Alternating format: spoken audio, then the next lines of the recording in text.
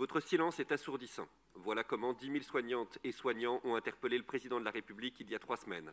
Un mois jour pour jour après une lettre ouverte signée par plus de 7 000 soignantes et soignants en pédiatrie pour l'alerter de la saturation des services publics hospitaliers liée à l'épidémie de bronchiolite, mais aussi au manque de moyens et de personnel. Les signataires décrivent ainsi des enfants hospitalisés sur des brancards ou sur les genoux de leurs parents aux urgences, ou intubés et hospitalisés sans chambre dans le couloir de la réanimation, ainsi que des prises en charge trop tardives et des soins précaires et des retours prématurés à domicile. Des retours en catastrophe d'enfants renvoyés chez eux, faute de place. Cette situation s'inscrit dans un contexte d'augmentation de la mortalité infantile en France. L'état de la médecine pédiatrique est catastrophique. La réponse du gouvernement, pas à la hauteur.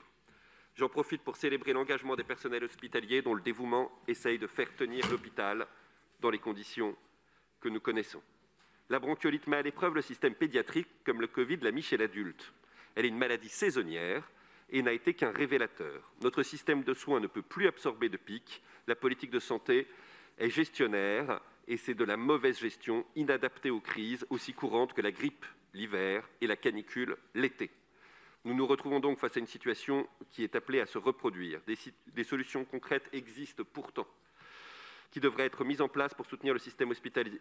Revalorisation salariale, certes, mais aussi et surtout des mesures organisationnelles, meilleur ratio soignants-patients, fidélisation du personnel avec une priorité à la stabilité des équipes, management personnalisé pour redonner du sens au travail et une baisse de la charge administrative.